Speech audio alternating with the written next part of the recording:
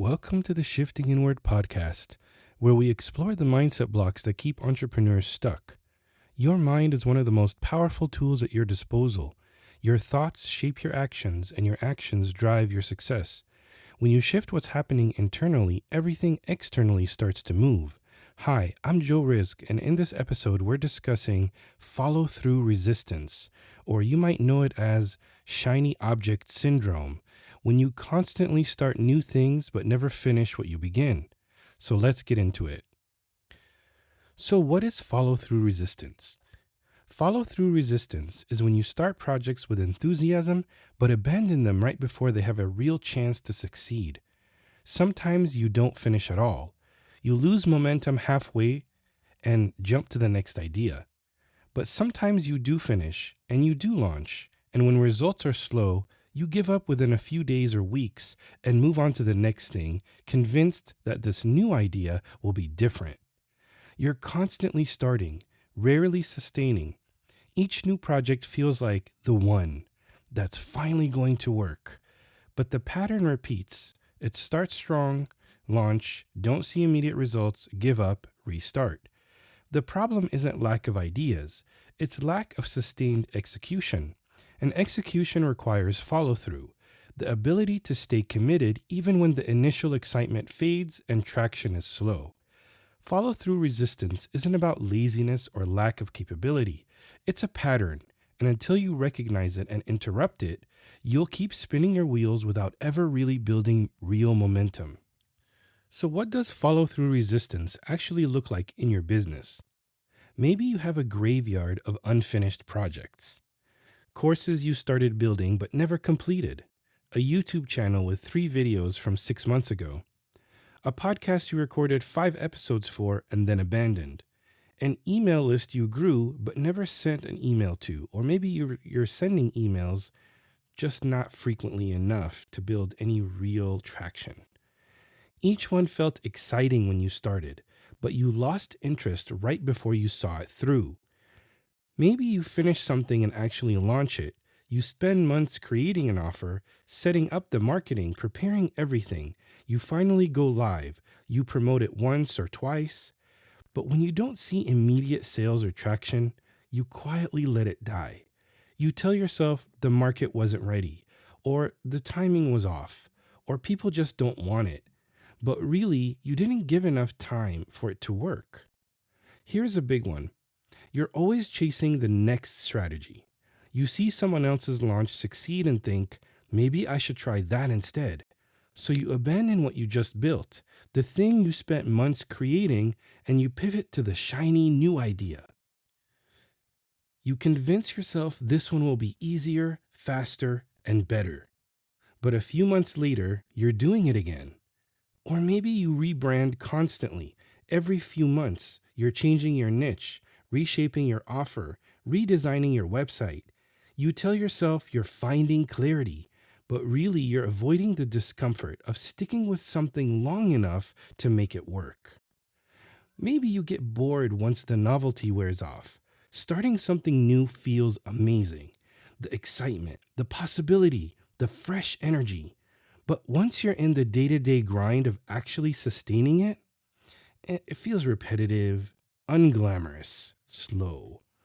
So you look for the next hit of excitement, the next project that will make you feel energized again. And here's another one.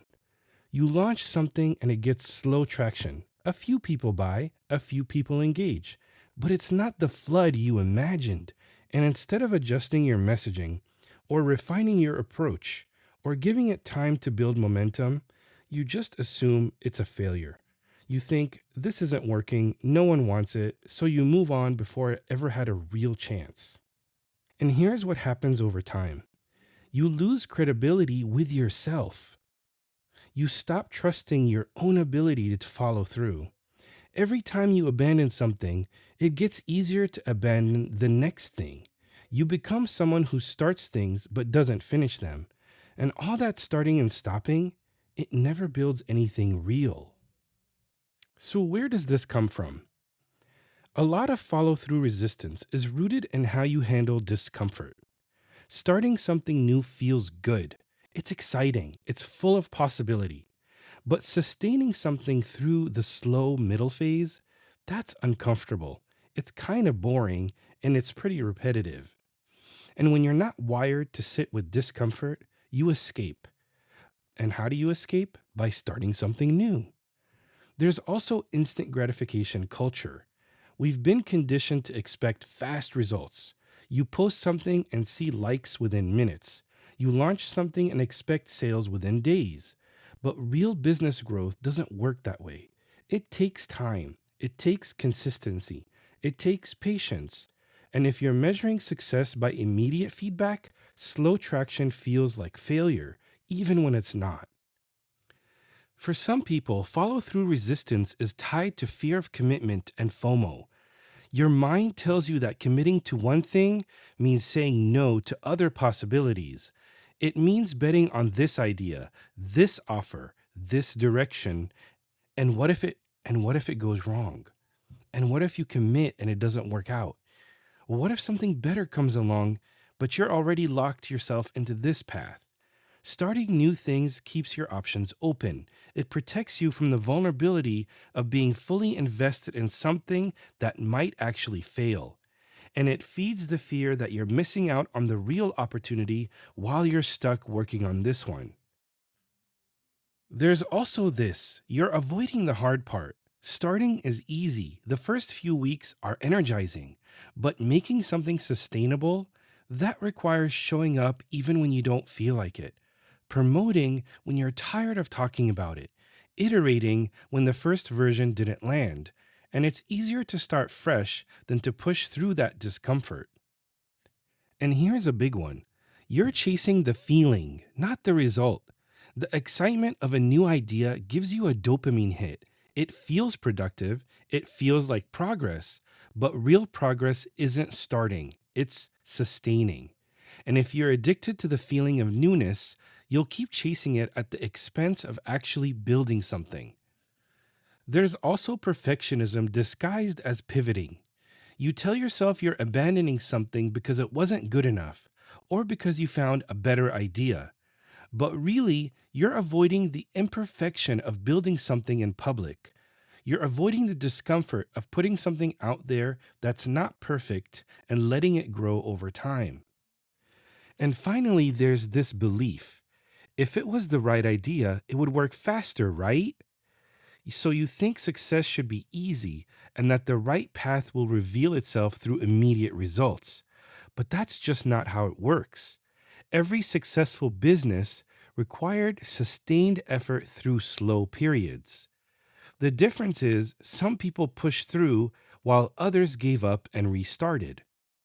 But here's the truth: the problem isn't your ideas, it's your relationship with follow through. And until you build the capacity to stay committed through discomfort, through slow growth, and through boredom, you'll keep repeating the same cycle. So let's reframe this. Starting isn't progress, sustaining is. The idea that feels boring and slow, that's not a sign it's failing. That's a sign you're in the middle, the part where real growth happens, the part most people quit before they see results. Here's the shift: momentum doesn't start from starting new things, it comes from sticking with something long enough for it to compound. Every time you restart, you reset to zero. You lose the progress, all the learning, all the momentum you were building. The entrepreneurs who succeed aren't the ones with the best ideas. They're the ones who stayed committed long enough to make an average idea work. Another shift: slow traction isn't failure, it's feedback, it's data. It's an opportunity to adjust, refine, and improve. But you can't iterate on something you've abandoned. When you quit too early, you never learn what could have worked. You never gave yourself the chance to figure it out.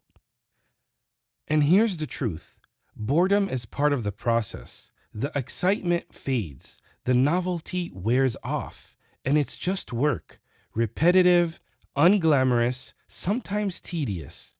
But that work is what builds something real. If you're only willing to do the exciting parts, you'll never build anything sustainable. And here's another shift.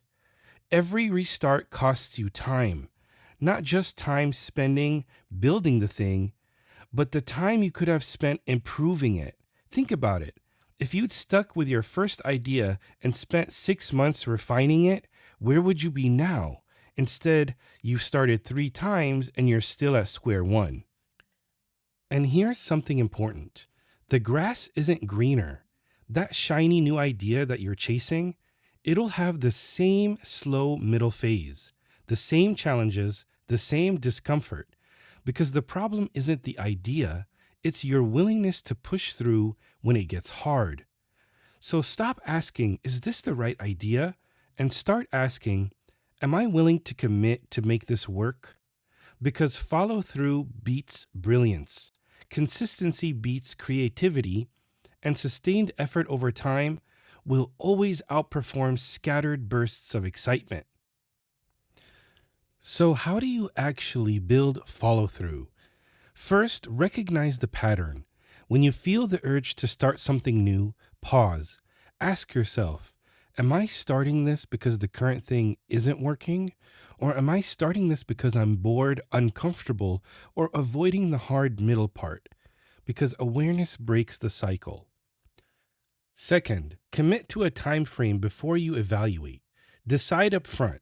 Say, I'm going to work on this for the next 6 months before I decide if it's working or not. No quitting before that, no pivoting, no starting something new.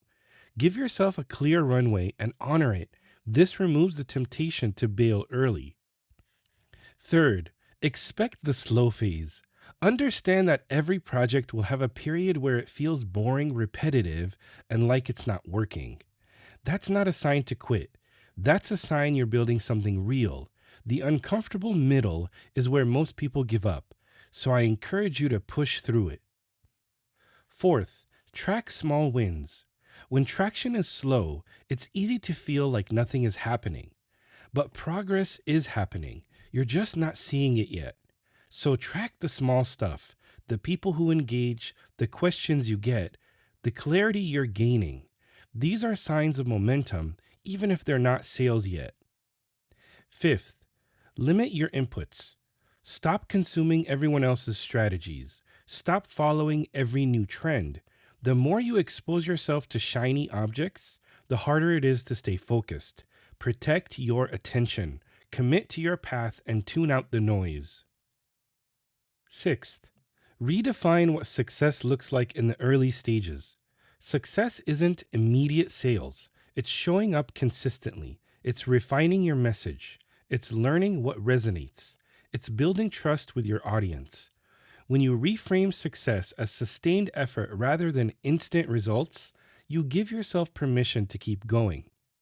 Seventh, celebrate follow through, not just outcomes. Every time you show up when you didn't feel like it, that's a win. Every time you resisted the urge to start something new, that's a win. Every time you pushed through boredom and kept going, that's another win. Celebrate the discipline, not just the results. And finally, remind yourself, the breakthrough comes after you push through. Every successful entrepreneur has a story about wanting to quit right before things started to work. The launch that felt like a flop but led to their biggest client, the content that got no engagement for months then suddenly took off. The offer they almost abandoned that became their signature program. You don't know how close you are, but if you keep restarting, you'll never find out. So I encourage you to commit, sustain, and follow through, because that's how you build something real. If this resonated, drop a comment and share your story. Do you struggle with follow-through resistance? Have you abandoned projects that might have worked if you'd stuck with them a little longer? I'd love to hear about it. And I invite you to join our free school community to connect with other entrepreneurs who are breaking through mindset blocks and supporting and celebrating each other's growth. Link in the description. I'm Joe, and I help entrepreneurs shift inward so they can move forward. See you next time.